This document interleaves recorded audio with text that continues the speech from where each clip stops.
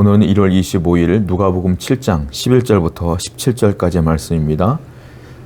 백부장의 종을 고치신 예수님께서는 이제는 나인성이라고 하는 곳으로 가십니다. 자, 11절부터 14절까지를 쭉 한번 읽어볼게요.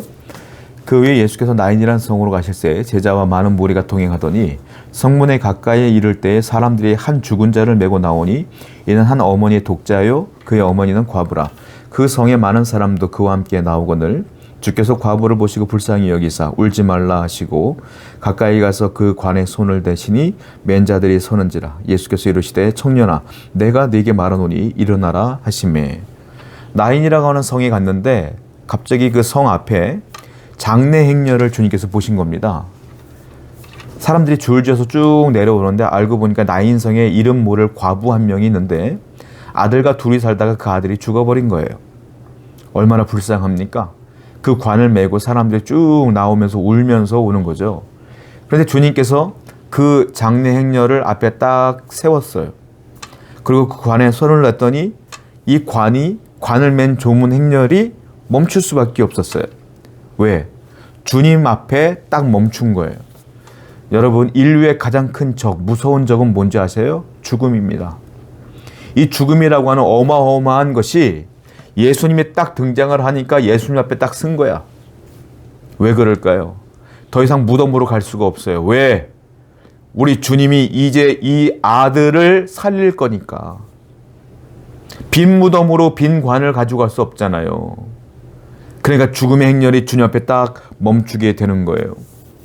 우리 하나님 앞에는요, 죽음도 물러갑니다. 죽음도 아무 소용이 없는 거예요. 예수님이 딱 서면 그 죽음의 행렬도 멈추는 거예요. 죽음보다 더한 고통이 어디 있어요?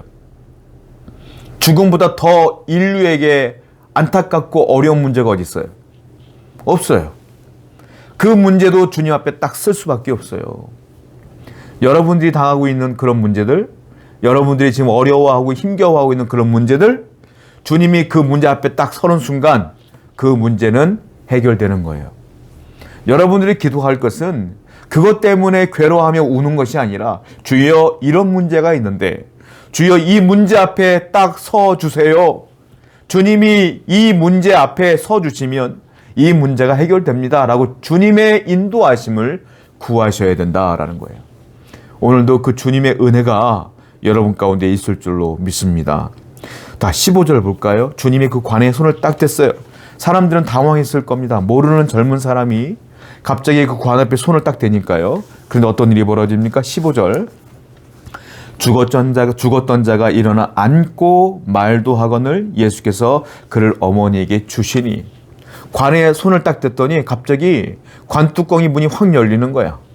그러더니 거기 죽어있던 시체였던 그 아들이 벌떡 일어났어요. 그리고 뭐 했어요? 앉았어요. 그리고 또 뭐 합니까? 말도 해요. 완전히 살아난 거예요. 완전히. 여러분, 주님께서 죽음을 이기셨잖아요. 놀라운 건 주님께서 그 죽음에게 명령하신 거죠. 이 아이를 돌려다오. 그때 이 죽음도 주님의 말씀에 순종하여 그 아이를 죽음에서 생명으로 던져준 거예요. 죽음도 하나님 앞에 순종하는데 하나님께서 만드신 인간은 하나님께 불순종하며 산다는 게 말이 됩니까?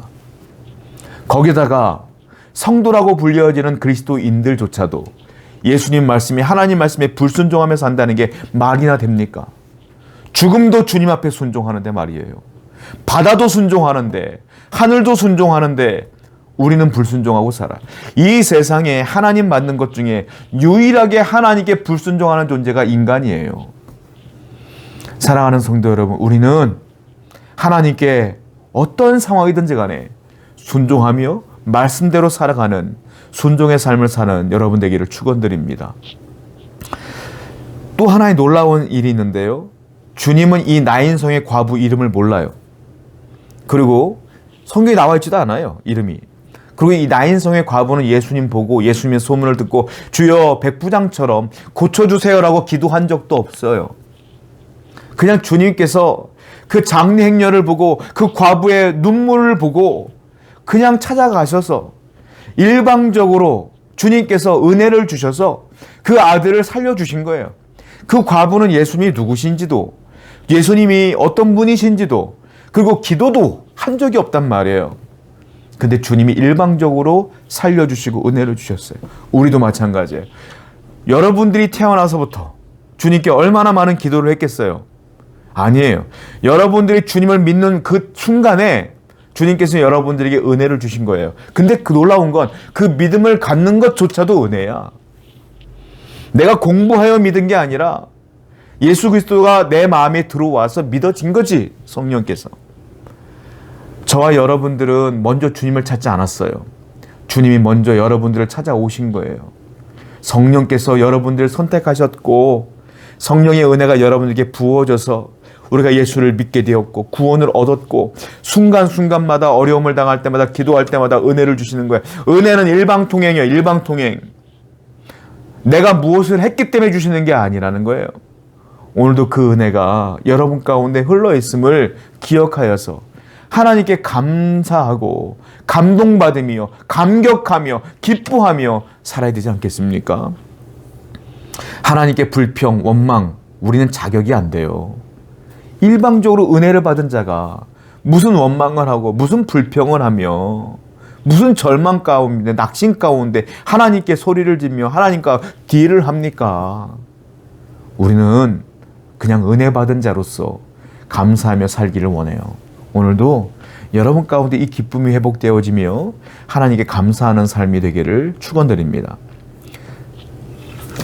또 말씀 볼게요. 16절입니다. 모든 사람이 두려워하며 하나님께 영광을 돌려 이르되 큰 선지자가 우리 가운데 일어나셨다 하고 또 하나님께서 자기 백성을 돌보셨다 하더라. 자, 놀라운 일이 벌어집니까? 그 장례 행렬을 참여했던 조문객들이 있어요. 그 조문객들은 예수님께서 능력을 행함으로 그 아들이 살아났잖아요. 자, 조문객에서 순식간에 주님의 기적을 체험한 놀라운 증인이 된 거예요. 조문객으로 왔다가 예수님의 증인이 됐어요. 우리가 그래요. 우리가 인류 모든 사람들은 이 땅에 왔다가 다 사망하고 삶이 끝나게 돼 있어요. 우리는 수많은 조문객이 되어서 사람들의 장례 행렬을 따라가며 살고 있지 않습니까? 그 조문객으로 인생을 끝낼 겁니까? 아니에요. 우리는 조문객이 아니라 증인이에요. 이 땅에 조문객으로 왔지만 이 땅에 수많은 사람들의 장례를 보았지만 우리는 그 장례가 내 장례가 끝나기 전에 예수를 만났고 그분의 은혜를 체험했으며 그리고 수많은 사람들에게 벌어지는 그 능력들을 주님의 능력들을 경험했고 눈으로 봤잖아요. 그러니까 우리가 이제는 조문객이 아니라 우리는 뭐가 돼야 돼요? 증인이 돼야 된다. 자, 증인의 삶이 뭐겠어요? 17절입니다. 예수께 대한 이 소문이 온 유대와 사방에 두루 퍼지니라. 주님에 대한 소문이 감당할 수 없을 정도로 유대에 쫙 퍼지게 됩니다. 당연한 거예요. 하나님의 능력이 나타나니까 그럴 수밖에 없어요. 그런데 소문은 누가 내요? 주님이 내요? 아니에요. 사람들이 내요. 어떤 사람들이 내요? 증인이 내는 거예요. 예수님의 능력을 본 사람이, 들은 사람이, 경험한 사람이 소문을 내는 거야. 그 소문이 유대 전역으로 쫙 퍼져나가는 거예요. 여러분들은 조문객이 아니라 뭐라고요? 증인이에요. 증인은 어떻게 살아야 돼요? 소문을 내며 살아야 돼. 그 소문이 뭐예요? 주님을 전하는 거예요. 여러분, 과연 여러분들은 어떠한 삶을 살고 있습니까? 증인의 삶을 살고 있나요? 복음을 전파하며 소문을 내며 주님을 자랑하며 살고 있나요? 아니면 조문객으로 여전히 살고 있나요? 사랑하는 성도 여러분, 이제 조문객의 삶이 아니라 주님의 증인의 삶으로서 평생을 살아가는, 그리고 그렇게 살기로 결단하는 여러분 되기를 축원드립니다. 기도하겠습니다. 하나님, 이제 증인의 삶을 살게 해 주옵소서. 주님의 은혜는 내가 원하지도 않았을 그때에 일방적으로 내게 온 것입니다. 그러므로 감사하는 삶을 살며 그 은혜를 전하는 자가 될 수 있도록 인도하여 주옵소서. 예수님의 이름으로 기도드렸습니다. 아멘.